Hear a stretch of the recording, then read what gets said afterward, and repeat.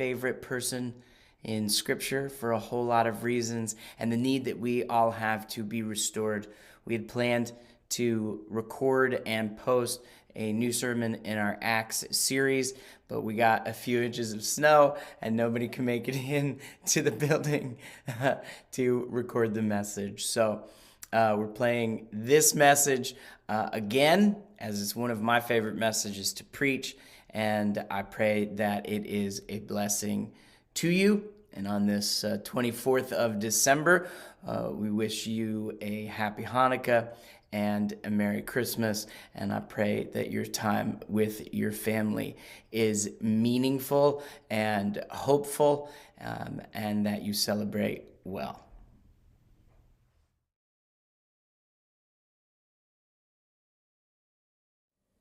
Welcome to Restoration. I'm Matt. So glad you could join us for this message called Restore Us, O Lord. I feel like in the post-COVID era, the last 2 years, what we all need and are experiencing, and some are still experiencing, is a desire for the Lord to restore us. Not necessarily give us what we had before, but a restoration and a healing through all the chaos that everyone has been through in the last 2 years. And I think the best way to do that, as I was preparing this message, is the life of Peter. Peter is my favorite person in the Scriptures because I resonate with Peter in his immaturity and his passion. He was a man of extremes. He's one of the first followers of Yeshua, and Peter says some of the best things in Scripture and some of the dumbest things in Scripture. To give a few examples, in Matthew chapter 16, Yeshua asks his disciples, who do you say I am? And Peter says, you are the Messiah, the Son of the living God. And Yeshua looks at Peter and says, blessed are you, Simon, son of Jonah. This is actually where he gets the name Peter. His name is Simon Shimon, son of Jonah, because flesh and blood did not reveal this to you, but my Father who is in heaven. And I tell you that you are Peter, and upon this rock I'll build my community, and the gates of Sheol will not overpower it. So Peter says, you are the Messiah, the Son of the living God. And Yeshua says, man, that wasn't even from you. That was straight from God, bro, like right out of your mouth. But it only takes 4 verses later in Matthew 16 where the exact opposite happens. Yeshua says, I'm going to die and rise from the dead. And Peter goes, never, this will never happen to you, Master. And Yeshua turns to Peter and says, get behind me, Satan. You are a stumbling block to me, for you're not setting your mind on the things of God, but the things of men. Peter was a flip-flopper. Peter was all in. Either way, Peter was ready to go. He's all in and he's all out. Whichever one is in the moment. There's a time when Yeshua is washing his disciples' feet at the Passover Seder just a few weeks ago on the Jewish calendar. And Yeshua says to his disciples, you don't understand why I'm doing this. And Peter says, you will never wash my feet. And Yeshua looks at him and says, Peter, if I don't wash your feet, then you have no part with me. And Peter goes, all right, then wash not only my feet, but my hand and my head too. Like, just dump the whole thing on me. Let's just go. In the garden, later, when Yeshua is being arrested, the guards of the Sanhedrin come up to arrest Yeshua. Peter pulls out his sword and cuts off the guy's ear. And Yeshua heals his ear. And Yeshua's like, Peter, you got to put the sword in its sheath. The cup the Father has given me, I must drink. There are so many examples of Peter's extreme following, of his passion with no forethought. These are so many examples of Peter's extreme following. He's like all passion and he's no forethought. And I love Peter so much because I resonate with Peter's passion and with his zeal. And he's so ready in all of his extremes. He's like an all-in or an all-out guy. And I imagine, as I have found with people in my life, being a person who has traditionally been extreme and is working hard to not be extreme, but this is traditionally extreme, that people must have been frustrated around him. Here he goes again. Peter, oh man, Peter's always like, bro, you're always so like loud and energetic and like all in. Can you just take it down a notch? And we forget that in the first century, people were far younger than they would be now. I think we imagine that disciples are adults, but they're not. I mean, they are in their culture. It's a whole different world in the first century. But the disciples, at least the original 12, are somewhere between 13 and 30 years old. And because Peter was already married by the time he was following Yeshua, that means that he was in his late teens. By the time Yeshua is crucified, he's maybe 20 years old, probably younger. And it's actually at the Passover Seder that Yeshua has with his disciples. And after that he's arrested, that at the dinner, his disciples start to argue about who will be the greatest in the kingdom of heaven. Because, it's a bunch of teenagers. And Yeshua said to Peter specifically, he says, Simon, Simon, indeed, Satan has demanded to sift you like wheat. But I have for you, Simon, I have prayed for you, Simon, that your faith will not fail. And when you have turned back, strengthen your brothers. But Simon said to him, here comes the passion, baby. But Simon said to him, Master, I'm ready to go to you, even to prison and to death. And Yeshua just looked at him and went, Peter, before a rooster crows today, you'll have denied me 3 times. You'll deny that you even knew me. And, well, sure enough, that's what happens. But this is Peter. I'm ready to die and to go to prison. And Yeshua says, yeah, you're not. But there is a day coming where you will be ready to do just that. But before Peter could do that, and it's really not until 30 years later that Peter actually does go to prison and does die and is crucified in a similar manner that Yeshua was, that Peter first had to be sifted by Satan. He had to fail. He had to fail so that Yeshua could restore him. And he had to be restored so that he could be encouraging to others. And for all of you who are terrible at grammar and spelling, you're welcome. This is one of my mistakes in my own passion. But we cry out, Peter cried out over the course of his life, and we have to cry out in this season of coming out of this pandemic, that as the pandemic has ended, but all the chaos, my friend Chris Manginelli said to me recently that everything that typically happens in the life of a congregation within a period of 10 years, all the changes and all the transitions and all the new things and all the difficulties and people move and people leave and people, all the things that typically happen within 10 years happened in 2. All the same things happened that happened within a span of 10, but they all happened within 2 years. And I think that is true not just in congregations, but in the course of our lives. There's so much transition and there's so much change because things shifted. And in the middle of the shift, and as we're coming out of the chaos and moving into new seasons and into transitions, we have to be willing to cry out to the Lord that he would restore us, because restoration only comes, the best restoration comes from God himself. And much like Peter, as we're coming out of this pandemic in the process of restoration, and everybody's in different parts of, I think, in different stages of the process of restoration. But there are some of us that we need to be sifted, and there are some of us that are in the process of failing or have failed recently or, well, have never actually dealt with their failure even from 30 years ago. And we fail so that Yeshua can restore. And Yeshua restores so that you and I then can use our stories to encourage others in their stories. There's no more meaningful words in the English language than me too.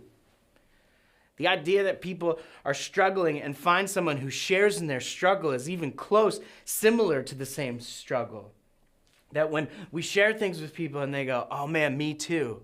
The thought is, really? Well, how did you make it?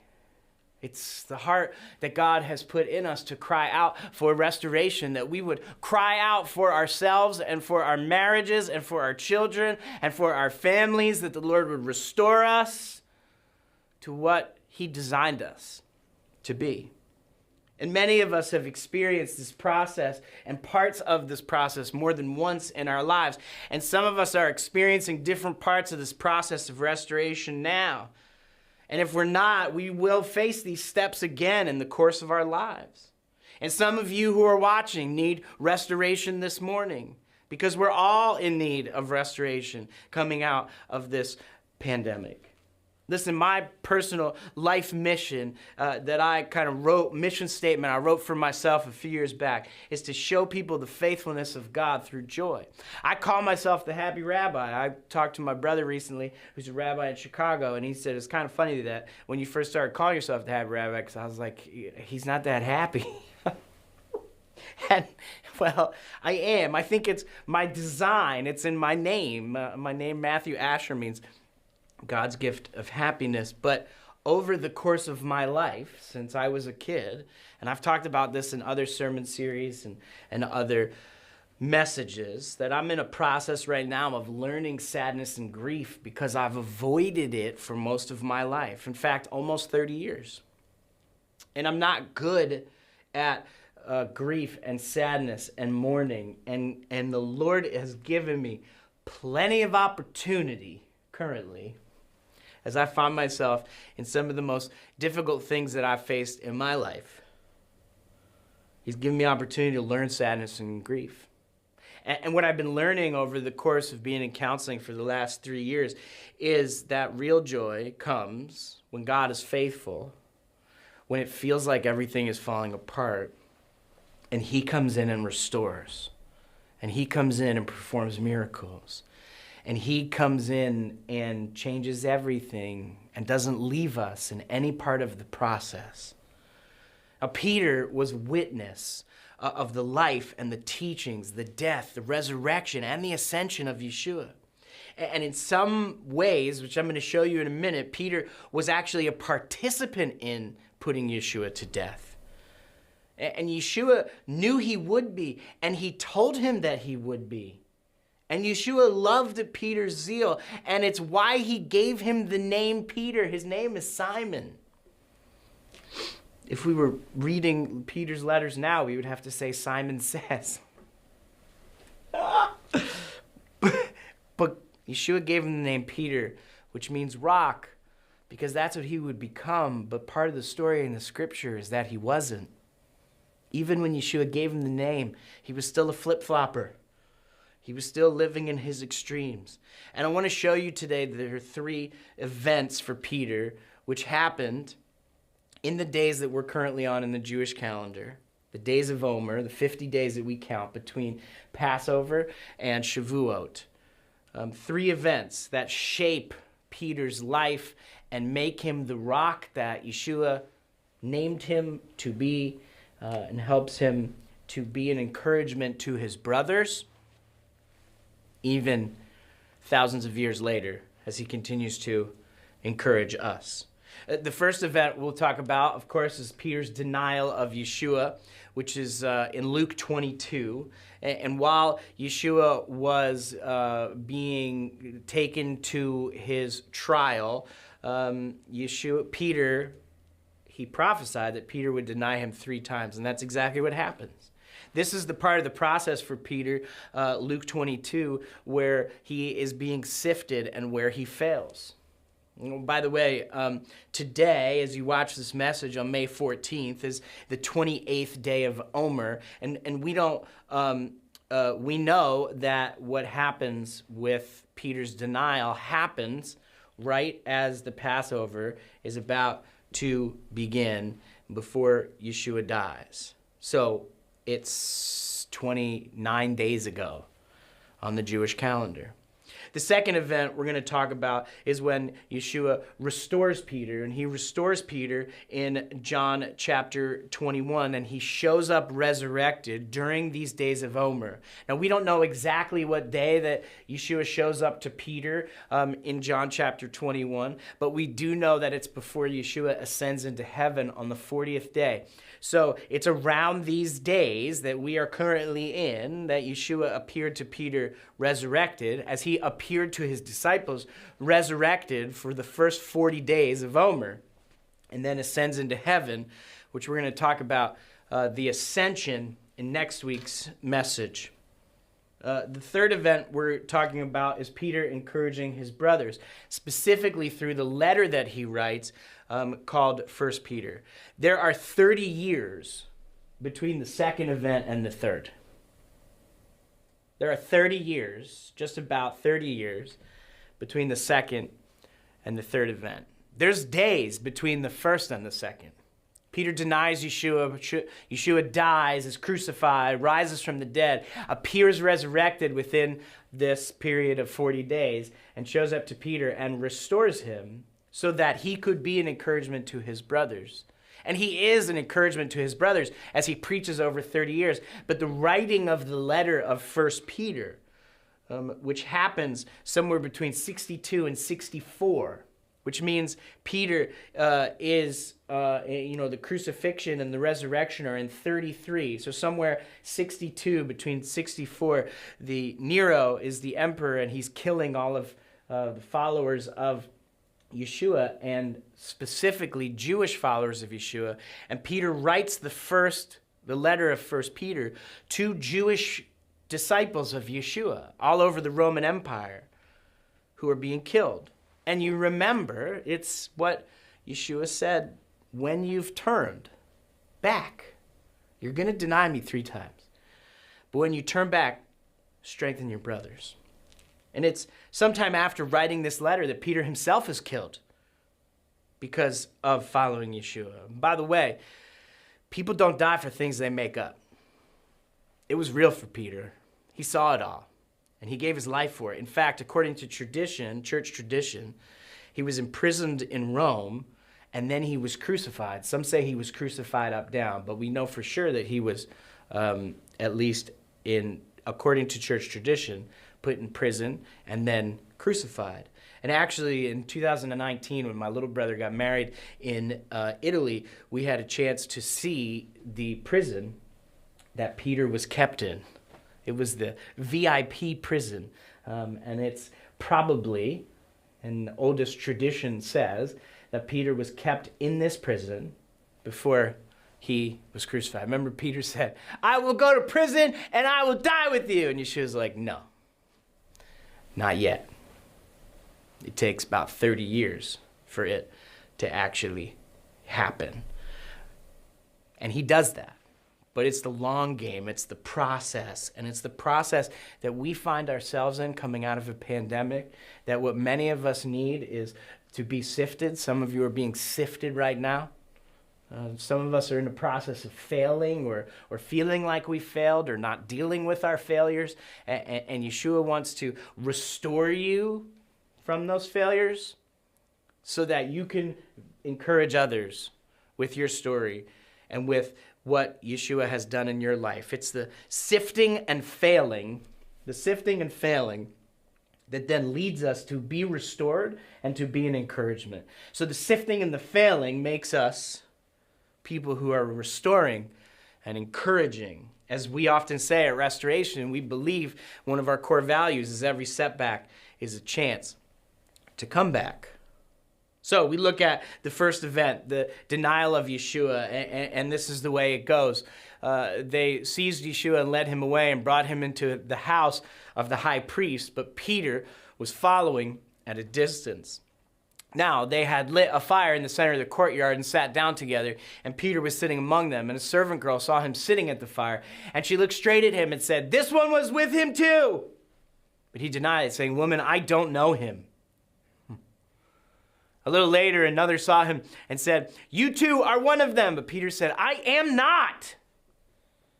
And about an hour later, he began to insist, saying, "Certainly this fellow was with him, for he too is a Galilean."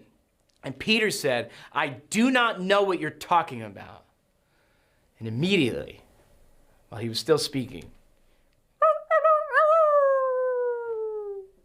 a rooster crows.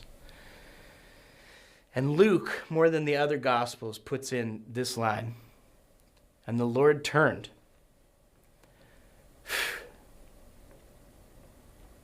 and looked straight at Peter, eye contact. And Peter remembered the word of the Lord, how he had told him, before the rooster crows today, you will deny me 3 times. And Peter went out and wept bitterly. Now, there's this amazing thing that comes from the Torah portion, Kedoshim, which always follows Passover. And it's this idea, and I think the reason why Luke put in his telling of the story, at the beginning, he says Yeshua was arrested and Peter followed at a distance. Why does that matter? Why is it a big deal? Well, it's because actually in one of the Torah portions that always follows Passover, like week 1 or week 2 after the Passover, is a Torah portion, or week 3, depending on the year. The Torah readings, there's a cycle of reading every Saturday that Jewish tradition tells us was established by Ezra and Nehemiah 500 years before Yeshua.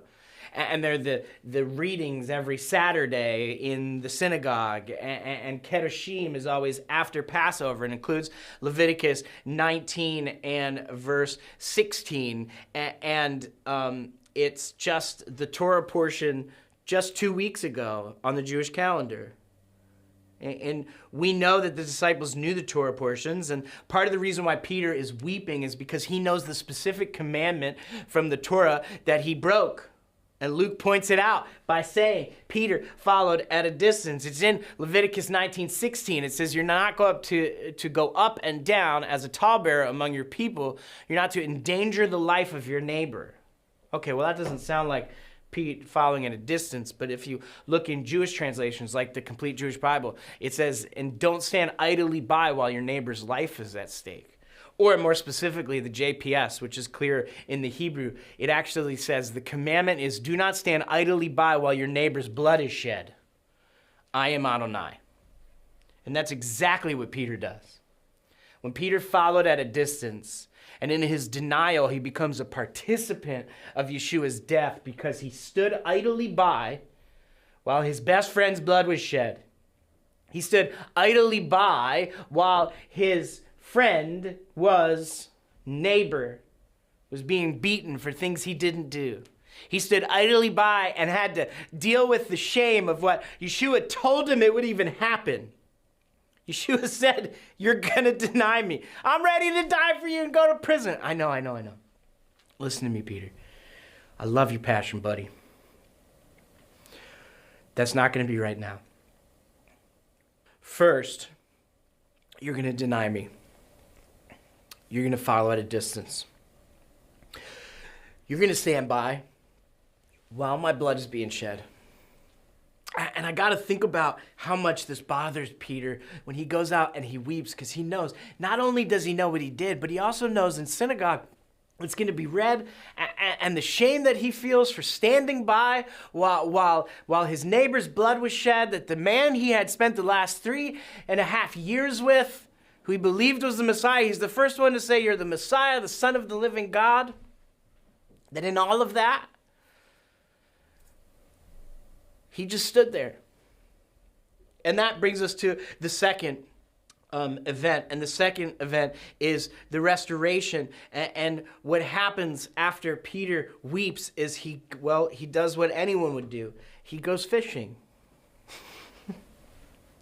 The disciples are confused and they're scared, and Peter goes fishing, and some of the other disciples, they go back to what they did before because they don't know what to do. And they believe that those who killed Yeshua are now after them. And so Yeshua then keeps appearing. He's apparently came back to life, rose from the dead, and over these 40 days he appears. And in one of the time he appears, it's actually they're fishing, just like when they first met him. Peter and his brother Andrew were fishing, and Yeshua walked by and said, "Follow me." And now Yeshua appears, but he's on the shore, and they're fishing, and they can't catch anything. And he says, throw your net over the other side, which is dumb, because that's not how fishing works.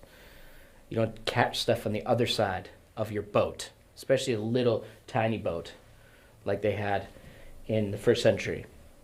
But they do it, and Peter realizes that it's the Lord, and he jumps out of the boat, and he swims as fast as he can, because Peter's all passion, baby, and he's like, I just need to be with him. And they get there, and they have breakfast together, and it's at breakfast that Yeshua restores him, and he says, when they finish breakfast, John 21 and verse 15, Yeshua said to Simon Peter, Simon, son of John, do you love me more than these? Well, yes, Lord. I mean, you know that I love you. And Yeshua looked at him and said, feed my lambs. And he said to him a second time, Simon, son of John, do you love me? Yes, Lord, you know that I love you. And he said, then take care of my sheep. And he said to him a third time, Simon, son of John, do you love me? And I love this. Peter was grieved because he said to him for a third time, do you love me? And he said to him, Lord, you know everything. You know that I love you. And Yeshua said, feed my sheep. 3 times. I don't know him. I don't know him. I don't know him. Do you love me? Do you love me? Do you love me? And the third time Peter is aggravated. But Lord, you know everything. Yeah, because it wasn't for Yeshua. Yeshua was doing it for Peter to remind him of who he was. And then he says these crazy words. I tell you that when you were younger, you used to dress yourself and walk wherever you wanted. But when you grow old, you will stretch out your hands, and someone else will dress you and carry you where you do not want to go. Now, John says after, now this was, he said to indicate what kind of death Peter was going to glorify God. And after this, Yeshua said to him, follow me. But that statement of you will stretch out your hands and others will dress you, some say, and I believe is a reference to Peter's crucifixion. That after he denies the Lord, he does everything that Yeshua said would happen. You're going to deny me first, and then I'm going to pray for you that you do not fail. But in your failing, I'm going to restore you. And when you turn back, you're going to strengthen my brothers. So he's dealing with all the shame and all of the confusion of, I can't believe I denied the Lord 3 times, and the excitement of God. Well, he keeps showing up. It seems like he's still alive. Is this real? And Yeshua takes the time to stop. In the middle of all of it, they eat breakfast together. Peter, do you love me? Yes, I love you. Peter, do you love me? I don't know why. Yes. Peter, do you love me? I mean, you know that I love you. You know everything I do love. I do. Okay. Feed my sheep, which brings us to the third event, which is Peter's encouragement to his brethren in 1 Peter, especially chapter 5. And in 1 Peter chapter 5, it's around 30 years after these first 2 events, between 62 and 64. And it's the Jewish people all over the Roman Empire who are being persecuted by the Emperor Nero, and many are being killed for following Yeshua. And he writes 1 Peter as an encouragement that he offers from his own sifting and his own failing and his own restoration some 30 years before. And in 1 Peter, especially chapter 5, what Yeshua prophesied 30 years earlier happens. Not just in that Peter dies and is crucified, but before he dies and is crucified, he writes this letter, and he would take these experiences, that Peter would take these experiences and do exactly what Yeshua said. When you have turned, strengthen your brothers. 1 Peter chapter 5, verse 1 says, therefore I appeal to the elders among you, as a fellow elder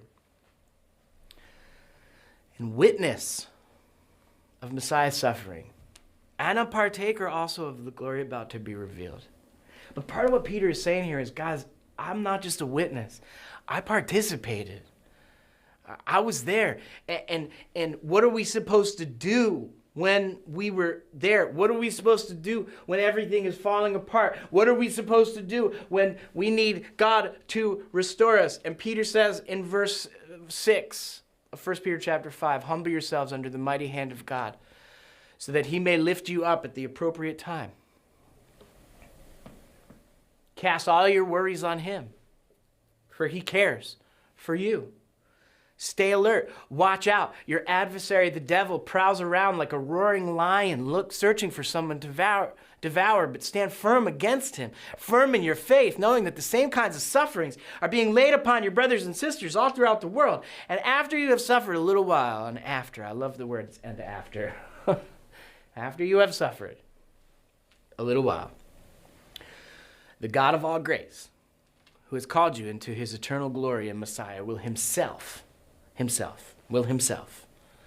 restore, support, strengthen, and establish you.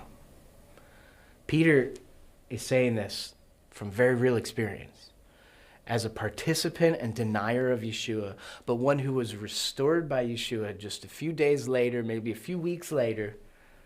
He's saying, after you've suffered a little while, and he's saying this to his friends who are being killed for following Yeshua by Nero and the Roman Empire.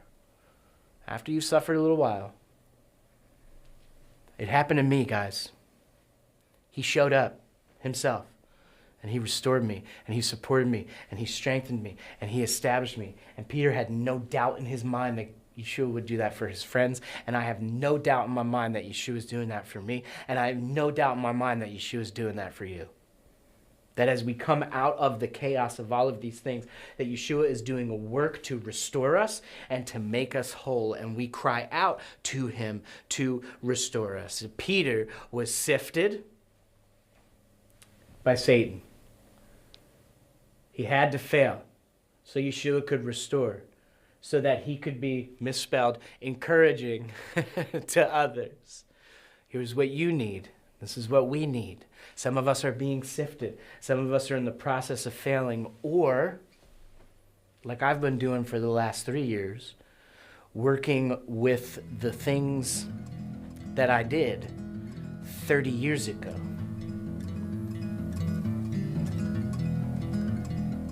That God is healing now and dealing with the consequences of not dealing with it for 30 years. But God in his mercy and his grace knew all of these things were true so that Yeshua could restore. And maybe some of you are facing the same thing. There are things you've never dealt with. There's pain and there's grief and there's sin that you've done or that was committed to you that you have not dealt with. And I promise you the work is so hard and it's kind of awful. It's really awful in the process. But if you're able to work through and push through and allow God to work in you, he can restore you so that you can encourage others with the story of who God is. That after you've suffered a little while, Yeshua himself will restore, build up, and strengthen you. And so many of us need this right now. As we come out of this pandemic, we cry out to the Lord to restore us. And there's no greater time than in the very same days that Yeshua appeared resurrected between Passover and Shavuot. I pray that miracles happen in your family. I pray that healing happens. I pray for hope and encouragement and restoration over you and your family.